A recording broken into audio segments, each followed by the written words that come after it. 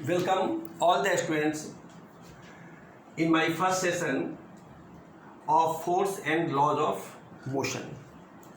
देखिए, पिछले जितने भी सेशन में हम लोग मोशन को डिस्कस किए, तो मोशन बेसिकली सबसे इम्पॉर्टेंट यूनिट है फिजिक्स के लिए। अब उस यूनिट में आप v equal to u plus a t, s equal to u t plus half a t square, v square equal to u square plus 2s, ये सारे फार्मूला पर बेस्ड प्रॉब्लम भी बनाए। और फिर डिफरेंट टॉपिक, जितने भी टॉपिक हम लोग उस यूनिट में पढ़े, सारे टॉपिक का यूज़ इस चैप्टर में भी होगा। इसलिए पिछले यूनिट मोशन को निश्चित रूप से आप रिवाइज करते रहेंगे। यदि उसमें कोई प्रॉब्लम भी आता हो तो फिर आप डाउट क्लियरिंग सेशन में हमसे आप पूछ सकते हैं। इसलिए उस चैप्टर को निश्चित रूप से आप रिवाइज करते रहेंगे। आज हम force and laws of motion को डिस्कस करेंगे। सेकेंड यूनिट है फिजिक्स का। देखिए, फिजिक्स में मोशन को हम दो पार्ट में बांटे। जैसे पहला पार्ट है काइनेमेटिक्स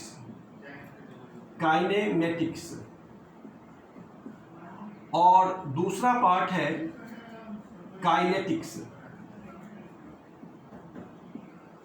तो काइनेमेटिक्स का मतलब होगा कि हम लोग इस पार्ट में वैसे टॉपिक को पढ़ेंगे जिसमें फार्मूला तो आया v equal to u plus a t, body motion में है, लेकिन मोशन का कारण क्या है, मोशन का कारण क्या है ये हम पता नहीं चला। जो हम पिछले यूनिट में पढ़े मोशन, तो मोशन काइनेमेटिक्स का एक पार्ट है। What is the cause for producing motion, हम उसके बारे में कुछ नहीं जाने। केवल हम जाने कि बॉडी एक्सेलरेट कर रहा है। बॉडी क्यों एक्सेलरेट कर रहा है, किसके कारण एक्सेलरेट कर रहा है, इसका पता हमको नहीं था। बॉडी रिटार्ड किया, बॉडी इनफॉर्म मोशन में गया, बॉडी रेस्ट में आ गया मोशन से, बॉडी रेस्ट से मोशन में, मोशन से रेस्ट में, एक्सेलरेट, रिटार्ड, ये जितनी बातें हम पढ़े वो सब काइनेमेटिक्स का पार्ट है। इसमें बेसिकली हमको जानना है कि क्या उस मोशन का कॉज है, ये काइनेमेटिक्स का पार्ट नहीं है। लेकिन अगर हम उस मोशन का पार्ट कॉज क्या है, यदि हम ये जान लें कि क्यों बॉडी एक्सेलरेट किया, क्यों बॉडी रिटार्ड किया, क्यों बॉडी रेस्ट से मोशन में आया, क्यों बॉडी मोशन से रेस्ट में आया, क्यों बॉडी का शेप चेंज हुआ, क्यों बॉडी का साइज चेंज हो गया, क्यों बॉडी अपने स्ट्रेट लाइन मोशन से टर्न कर गया, डायरेक्शन चेंज हुआ, ये क्यों हुआ, ये किस कारण से हुआ, हम यदि उस कॉज को जाने तो दैट इज कॉल्ड काइनेटिक्स। हम लोग वो सारे टॉपिक को काइनेटिक्स में पढ़ेंगे। तो force and laws of motion kinetics का एक पार्ट है। मोशन जो आप पढ़े वो काइनेमेटिक्स का पार्ट है और force and laws of motion kinetics का पार्ट है, क्योंकि ये बताएगा कि मोशन का कॉज क्या है। तो आज हम काइनेटिक्स को के बारे में डिस्कस करेंगे, जिसमें फोर्स पहला टॉपिक है। पहले हम जानेंगे फोर्स है क्या। फोर्स के बारे में आप जानिए कि यह एक एक्सटर्नल इफॉर्ट है। बॉडी पर एक एक्सटर्नल इफॉर्ट हुआ, so it is an force is an external effort due to which body is in motion और ट्राई टू मोशन। देखिए, यदि कोई बॉडी रेस्ट में है और रेस्ट से ये मोशन में आया, तो इस पर जो इफॉर्ट हम लगाएंगे that effort is called force. Rest से मोशन में आया, यदि बॉडी सपोज कीजिए कि मोशन में है और मोशन से रेस्ट में आया, इसके लिए जो इफॉर्ट लगाएंगे हम उसको फोर्स कहेंगे। तो इस तरह से जो बॉडी के पोजीशन में चेंज हो करता है दैट इज कॉल्ड फोर्स। आप जानते हैं, सपोज कीजिए कि यदि हम एक स्प्रिंग ले लें, ये स्प्रिंग है, एनसीईआरटी में ये फिगर भी बना हुआ है, ये इसका नेचुरल लेंथ है इस स्प्रिंग का।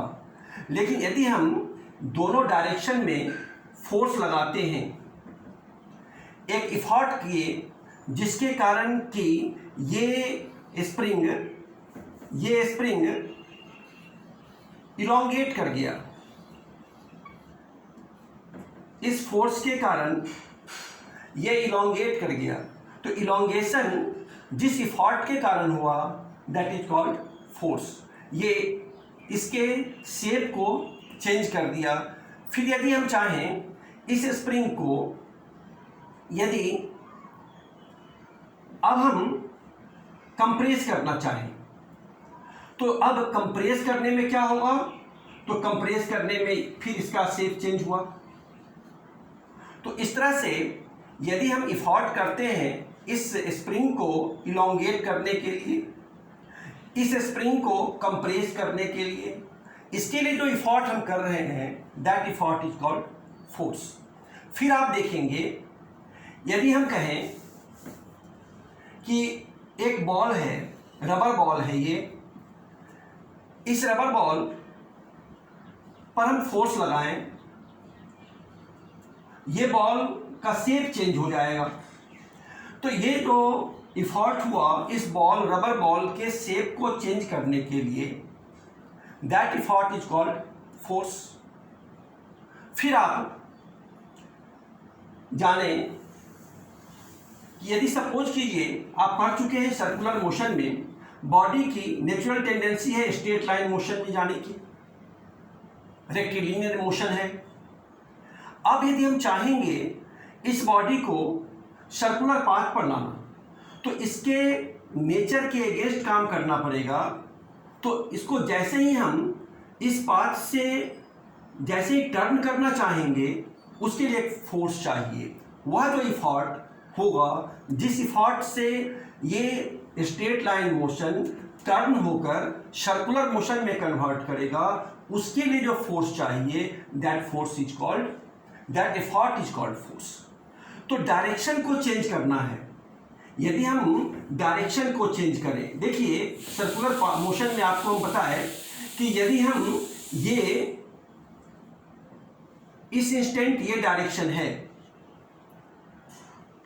अगर हम इस डायरेक्शन में जाएं तो कोई इफॉर्ट नहीं किए, लेकिन अगर हम इस डायरेक्शन से इस डायरेक्शन में जाते हैं, इसके लिए एक इफॉर्ट करना होता है। जो आप जानते हैं कि यदि हम एक स्ट्रिंग से एक स्टोन को बांधकर अगर सर्कुलर पाथ पर इवॉल्व करते हैं तो हर एक इंस्टेंट डायरेक्शन चेंज होता है। डायरेक्शन चेंज करने के लिए जो हम इफॉर्ट लगाए, हम अपने हैंड से स्ट्रिंग पर एक फोर्स लगाए,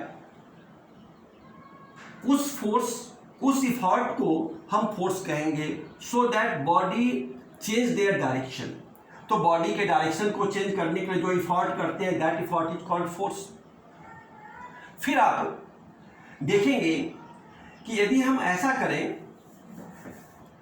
कि डायरेक्शन चेंज, बॉडी को रेस्ट से मोशन में लाने के लिए, बॉडी को मोशन से रेस्ट में लाने के लिए, बॉडी के शेप को चेंज करने के लिए, बॉडी के साइज को चेंज करने के लिए, किसी बॉडी को लिफ्ट करने के लिए, किसी बॉडी को थ्रो करने के लिए, इस तरह से किसी बॉडी के डायरेक्शन को चेंज करने के लिए जो हम इफॉर्ट करते हैं उस इफॉर्ट का नाम फोर्स है।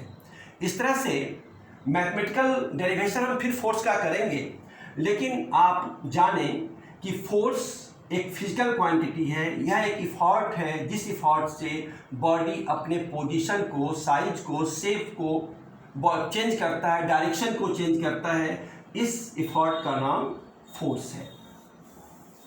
ये एक वेक्टर क्वांटिटी है।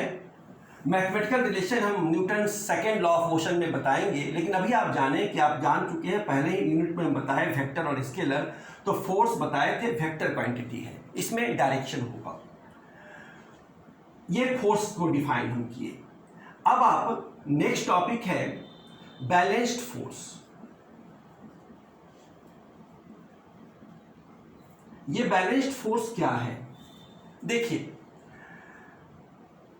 एक बॉडी हम लिए और इस बॉडी पर हम दो फोर्स लगाए। दोनों फोर्स का कंडीशन होना चाहिए कि both forces are on the same line, एक ही लाइन में हो। ऐसा नहीं करना है कि इस बॉडी पर हम एक फोर्स यहां लगा दें और एक फोर्स यहां लगा दें, तो इस फोर्स का एक अलग मीनिंग होगा जो क्लास 11th में पढ़ेंगे, थोड़ा डिस्कस हम करेंगे यहाँ भी। लेकिन हम ऐसा फोर्स न दें, both forces are on the same line, पहला हमारा पॉइंट होगा on the same line, their line of action is same, एक ही लाइन में ये दोनों है। एक फोर्स हम F1 और दूसरा फोर्स F2, वेक्टर है तो आप वेक्टर दे सकते हैं, ज़्यादा बेटर होगा। अब देखिए, दो फोर्स जब हमारे पास है, दोनों एक ही लाइन पर हैं, अपोजिट डायरेक्शन में है, इसमें तीन बात हो सकती है इस दो फोर्स के लिए। या तो दोनों फोर्स इक्वल हो जाए, या तो F1 बड़ा हो जाए F2 से, या F2 बड़ा हो जाए F1 से। ये तीन ही बात हो सकती है। तो पहले कंडीशन को देखेंगे।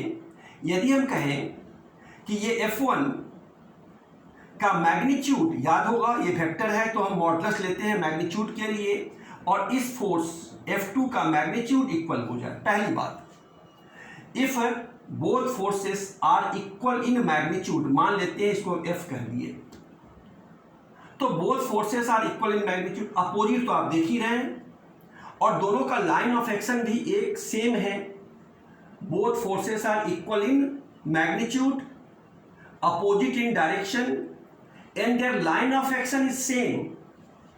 तो बताइए कि यदि हम वेक्टर के फॉर्म की बात करें तो F1 इस डायरेक्शन में, ये हमेशा पॉजिटिव डायरेक्शन है, आपको याद होगा, और ये निगेटिव है क्योंकि डायरेक्शन की बात है, वेक्टर क्वांटिटी है, तो प्लस माइनस F2। अब बताइए कि दोनों इक्वल जब है तो दोनों एक दूसरे को क्या कर लेगा? कैंसिल कर लेगा, और ये नेट फोर्स क्या हो जाएगा? जीरो। इसका मतलब दो फोर्स तो लगा, लेकिन दोनों फोर्स के लगने के बाद भी नेट फोर्स क्या है? जीरो है। इसलिए हम कहेंगे ये बैलेंस्ड फोर्स है। तो बताइए बैलेंस्ड फोर्स का कंडीशन क्या हुआ? If two forces equal in magnitude but opposite in direction and their line of action is same, then they cancel to each other and the resultant force becomes zero, and we say that body is at rest or it is case of balanced force। तो balanced force में force लगा, लेकिन force लगने के बाद भी net force क्या हुआ? जीरो हुआ, तो ये बैलेंस्ड फोर्स है। एक बात और आएगी कि बताइए कि बैलेंस्ड फोर्स में फोर्स तो नेट फोर्स जीरो है, और फिर नेट फोर्स अगर जीरो होता है तो आप याद होगा आपको कि इनफॉर्म मोशन में, यदि बॉडी इनफॉर्म मोशन में जा रहा हो, पिछले टॉपिक की बात फिर हम यहाँ पर कर रहे हैं, कोई बॉडी इनफॉर्म मोशन में जा रहा हो तो बताइए तो इसका v क्या होगा? कांस्टेंट होगा, स्पीड कांस्टेंट होगा, इसका एक्सेलरेशन क्या होगा? जीरो होगा, इस पर लगने वाला फोर्स क्या होगा? जीरो होगा। मतलब यदि कोई बॉडी पर नेट फोर्स जीरो लग रहा है तो वह कांस्टेंट स्पीड से भी चल सकता है, क्योंकि वह उसका एक्सेलरेशन जीरो होगा, उस पर कोई एक्सटर्नल फोर्स काम नहीं कर रहा है। तो इस तरह से इनफॉर्म मोशन में भी हम कह सकते हैं कि एक्सटर्नल फोर्स किसी बॉडी पर क्या होगा? जीरो होगा, तभी तो वो इनफॉर्म मोशन में आएगा, जो आप पढ़ चुके हैं पिछले टॉपिक में। और यहाँ पर अगर दो फोर्स लगाते हैं equal in magnitude, opposite in direction, and their line of action is same, then they cancel to each other and the net force is 0, is called balanced force. तो इस तरह से आप बैलेंस्ड फोर्स जाने. अब next topic है unbalanced force. तो unbalanced force में आप देखेंगे, फिर उसी फिगर में आप देखेंगे, देखिए ये बॉडी है और इस बॉडी पर एक फोर्स हम F1 लगाए और एक फोर्स हम इस बॉडी पर F2 लगाते हैं. ये दो फोर्स लगा. अब अनबैलेंस्ड का मतलब है कि नेट फोर्स जीरो ना हो. ये जो नेट फोर्स है, ये नेट फोर्स वो कभी भी जीरो ना हो. अभी क्या था, बैलेंस्ड में नेट फोर्स जीरो था, अब नेट फोर्स क्या होगा, जीरो ना हो. ये कब पॉसिबल है? देखिए यदि हम कहें कि यदि F1 बड़ा हो जाए F2 से, तो बताइए कि नेट फोर्स क्या होगा. ये जो नेट फोर्स है, नेट फोर्स ये हो जाएगा F1 तो पॉजिटिव है ही minus F2. Net force F1 minus F2, चूंकि F1 बड़ा है. And direction of net force, ये जो नेट फोर्स का डायरेक्शन है वो अलोंग F1 होगा. Direction of net force is along F1. जो बड़ा फोर्स है, अगर ये 10 न्यूटन है, ये 7 न्यूटन है, तो नेट फोर्स क्या हुआ, 3 Newton. What is the direction of 3 Newton? Direction of 3 Newton is along 10 Newton. जो लार्ज फोर्स है, हम लार्ज फोर्स और ये स्मॉल फोर्स है, तो लार्ज फोर्स में से स्मॉल फोर्स घटाएंगे अपोजिट होने के कारण, और जो नेट फोर्स होगा उस नेट फोर्स का डायरेक्शन जो बड़ा फोर्स है उसी डायरेक्शन में होगा. So direction of net force is along F1. ठीक इसके अपोजिट अगर हम कर लें, अगर हम इसी बात को ऐसे लिखें कि F1 हमारा बड़ा नहीं है, अब F2 बड़ा है F1 से, तो क्या हो जाएगा, नेट फोर्स हमारा, नेट फोर्स हो जाएगा F2 minus F1. Net force होगा. और ये डायरेक्शन बताइए क्या होगा इसका, direction of net force is along F2. अब ये बॉडी हम ऐसे कह सकते हैं कि F1 अब छोटा है और F2 बड़ा है, तो ये किधर जाएगा फाइनली, ये F नेट फोर्स का डायरेक्शन होगा. F2 बड़ा होगा तो F1 को कैंसिल कर देगा और F2 में से F1 घटाएगा, नेट फोर्स के डायरेक्शन में ये बॉडी मूव करेगा. इस तरह से बॉडी पर फोर्स लगा और लगने के बाद भी बॉडी में मोशन, लगने के बाद बॉडी मोशन में आ गया, तो हम कहते हैं वह फोर्स अनबैलेंस्ड फोर्स है. आपके 9th क्लास में हम केवल 2 ही फोर्स को डिस्कस कर सकते हैं. There are so many forces. जब आप 11th में जाएंगे तो हम 3 फोर्स लगाएंगे, 4 फोर्स लगाएंगे. इस तरह हम डिफरेंट फोर्स लगाकर हम इसको बैलेंस्ड और अनबैलेंस्ड को समझा सकते हैं. देखिए एक चीज आप इसमें समझेंगे, अगर हम सपोज करते हैं जस्ट समझने के लिए, एक बॉडी है और हो सकता है प्रॉब्लम हो आपको, तो यदि हम कहें कि इस पर ये फोर्स लगा इस डायरेक्शन में, तो नेट फोर्स क्या होगा, पाइथागोरस थ्योरम का यूज करेंगे. तो ये सब बातें फिर हम कर सकते हैं. ये एक्स एक्सिस है, ये वाई एक्सिस है, ये जेड एक्सिस है. तो अगर हम कहें कि इस दोनों फोर्स का ऐसा रिजल्टेंट हो जो इस फोर्स के बराबर हो जाए, ये F1 है, ये F2 है, बोथ फोर्स, हम लोग 3 फोर्स लगाए, F1, F2 और F, लेकिन F1 और F2 का रिजल्टेंट F के बराबर हो जाए, F1 और F2 का रिजल्टेंट F के बराबर हो जाए, तब तो ये F, तो फिर हम लगाए कितने फोर्स, 1 2 3 फोर्स. तो इसको छोड़ दीजिए, इस 2 फोर्स का रिजल्टेंट ये हो गया और इस फोर्स के बराबर ये फोर्स हो गया. Both forces are along the same line, equal in magnitude, opposite in direction, and their line of action is same, so they cancel to each other.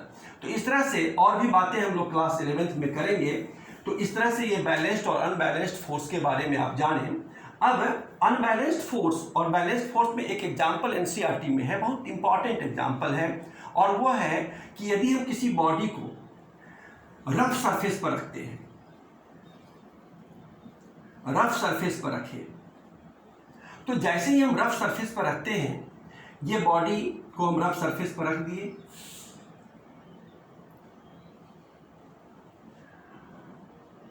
Rough surface पर है और कोई फोर्स हम नहीं लगा रहे हैं।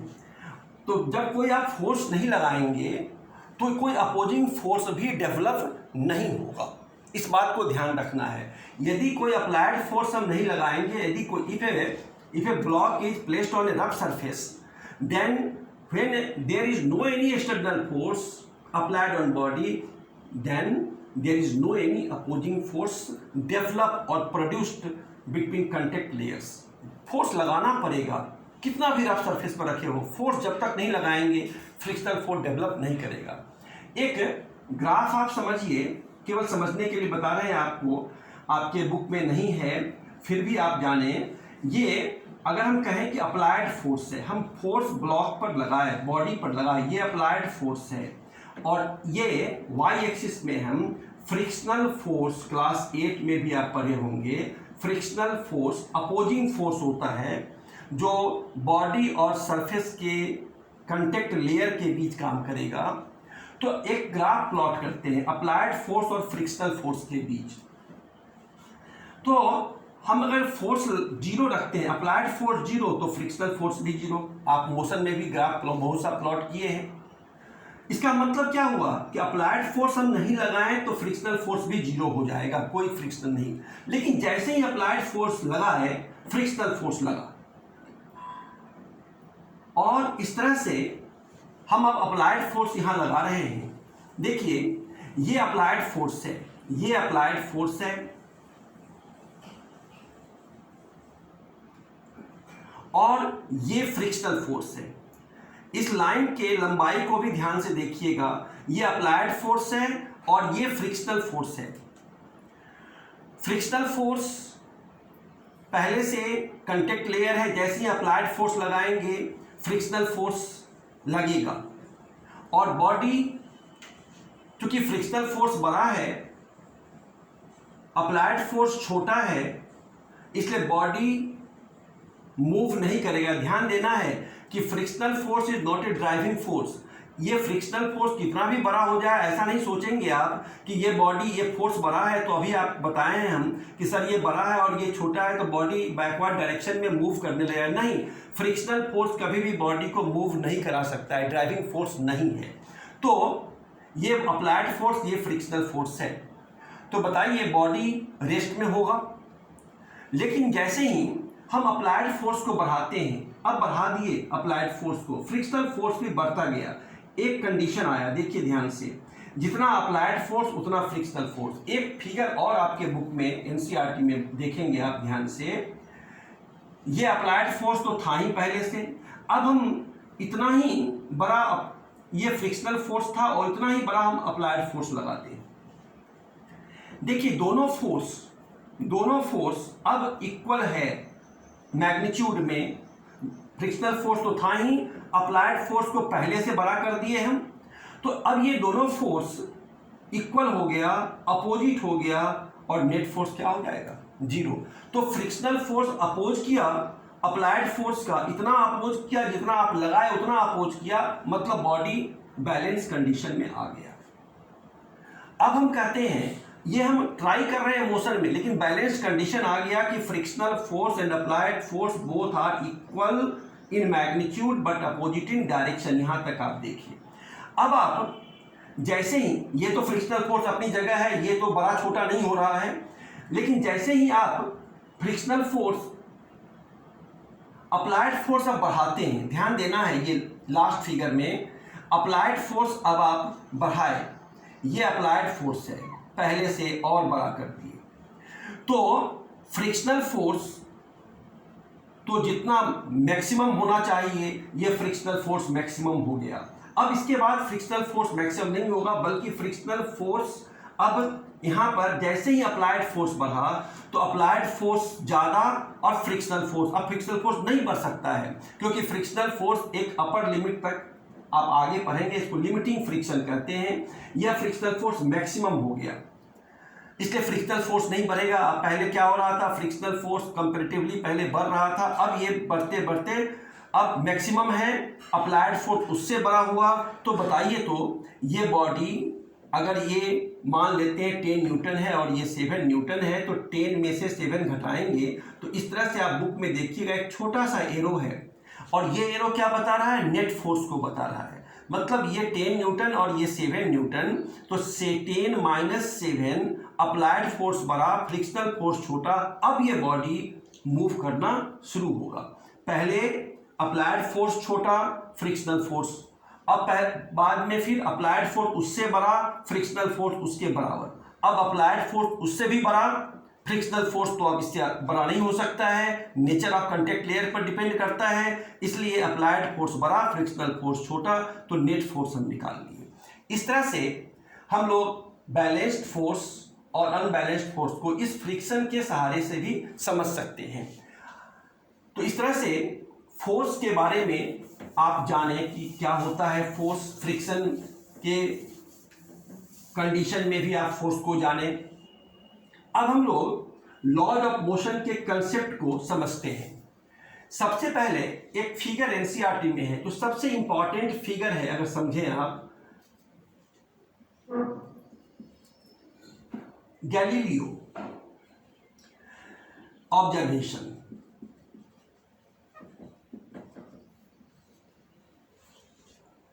देखिए गैलीलियो ने सबसे पहले लॉज ऑफ मोशन का, न्यूटन से पहले गैलीलियो ने लॉज ऑफ मोशन का कंसेप्ट दिया और एक फिगर हम बनाते हैं, उस फिगर को ध्यान से आप समझेंगे। देखिए इस फिगर में बनाया गया कि एक है ये फ्रिक्शनलेस इंक्लाइंड सरफेस है और इसका इंक्लिनेशन दिया हुआ है, और फिर अगर सपोज करते हैं ये इंक्लिनेशन थीटा है, तो दूसरे इंक्लाइंड सरफेस का भी हम इंक्लिनेशन देखते हैं, ये भी थीटा है। मतलब both inclined frictionless surface has same inclination, दोनों का इंक्लिनेशन सेम है। और आप देखेंगे बुक में एक मार्बल का बॉल है, ये गैलीलियो का ऑब्जर्वेशन है, और इस बॉल, ये रेस्ट में है, इस बॉल को हम रिलीज करते हैं without any external force, release किए, U 0 है, मतलब कोई फोर्स नहीं लगा, इसको रिलीज कर दिए। ये रिलीज जब किए तो ये यहाँ आया और देखा गया कि ये फिर यहाँ आ जाएगा। चलिए अभी तक कोई प्रॉब्लम नहीं, ये रिलीज किए और इस हाइट तक आया। सबसे इंपॉर्टेंट बात कब होगी, जब हम इस इंक्लाइंड सरफेस को, ये इंक्लाइंड सरफेस था, अब इस इंक्लाइंड सरफेस को हम इस एंगल से कम करते हैं, इसका इंक्लिनेशन कम करते हैं। जब कम किए तो ये ब्लॉक को, इस मार्बल स्टोन को जब ड्रॉप करते हैं, हम रिलीज करते हैं, तो अब इस सरफेस, ये सरफेस अब यहां आ गया, अब इसका एंगल पहले से कम है, ग्राउंड की ओर जा रहा है, हॉरिजॉन्टल की ओर जा रहा है, तो ये ब्लॉक देखा गया कि यहां आया। आप ध्यान दीजिएगा इस लाइन पर। बताइए तो इस फिगर और इसमें क्या डिफरेंस लगा आपको? सबसे इंपॉर्टेंट डिफरेंस है कि इस इंक्लाइंड सरफेस पर बॉल कम डिस्टेंस ट्रेवल किया और इस इंक्लाइंड सरफेस पर बॉडी ऑटोमेटिकली ज़्यादा डिस्टेंस ट्रेवल किया। क्यों? क्योंकि सेम हाइट ऑब्टेन करने के लिए। देखिए ये जिस हाइट पर है उसी हाइट पर ये है, उसी हाइट पर ये भी है, सेम हाइट ऑब्टेन किया, लेकिन ये डिस्टेंस कम ट्रेवल हुआ, ये ज़्यादा डिस्टेंस। एक और फिगर आपके बुक में है।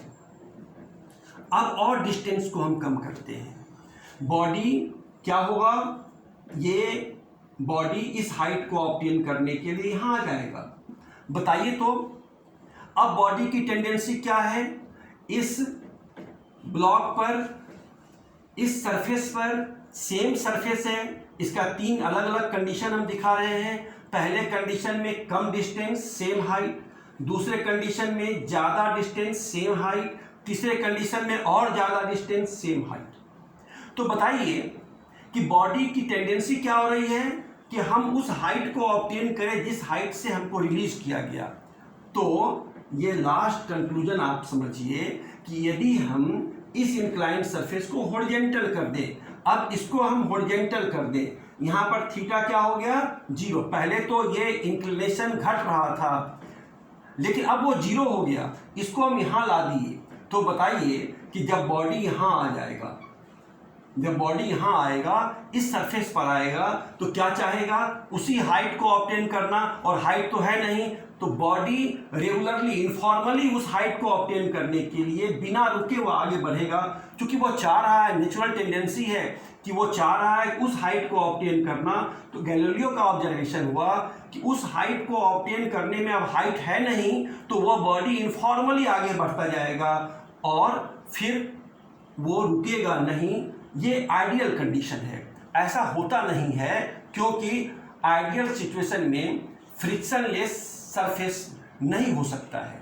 तो फ्रिक्शनलेस सरफेस मिलना मुश्किल है, इसलिए इसमें कुछ ना कुछ तो फ्रिक्शन होगा, इसलिए बॉडी कुछ दूर आगे जाने के बाद रुक जाता है। ये कंसेप्ट दिया गैलीलियो ने कि इनफॉर्म मोशन के लिए कोई फोर्स, एक्सटर्नल फोर्स नहीं चाहिए, और बॉडी इनफॉर्म मोशन में बॉडी इनफॉर्म स्पीड से आगे बढ़ता जाएगा टिल उस हाइट को ऑब्टेन करने के लिए, जो हाइट है नहीं तो वो लगातार आगे बढ़ता जाएगा। लेकिन एक्चुअल कंडीशन में क्योंकि वह सरफेस कंप्लीट आइडियल नहीं है, स्मूथ नहीं है, इसलिए वो आगे बढ़कर रुक जाएगा। ये तो फ्रिक्शन की बात हुई, लेकिन कंडीशन जो है ऑब्टेन करने का, ये 3 कंडीशन से ये कंक्लूजन आया कि अगर हम ये थीटा को 0 कर दें, if inclination is 0, then body again obtain their original height, but it can never be possible because this height, there is no any height, so body travel in uniform motion। ये Galileo का observation था। इस तरह से Newton ने इसके बाद, इस ऑब्जर्वेशन के बाद अपना लॉ दिया, जो हम लोग नेक्स्ट क्लास में Newton's first law of motion, first law of motion का ये बैकग्राउंड हम बता दिए आपको। अब हम लोग नेक्स्ट क्लास में Newton's first law of motion, second law of motion, third law of motion, फिर और भी टॉपिक को डिस्कस करेंगे। लेकिन आज बेसिक कंसेप्ट हुआ force and laws of motion के लिए गैलीलियो का ऑब्जर्वेशन और फोर्स को डिफाइन करना। तो फिर हम लोग नेक्स्ट क्लास में इस बात को और आगे डिस्कस करेंगे। तब तक आप इस वीडियो को निश्चित रूप से देखेंगे और फिर डाउट क्लियरिंग सेशन में हम लोग इस पर बात करेंगे। Thank you.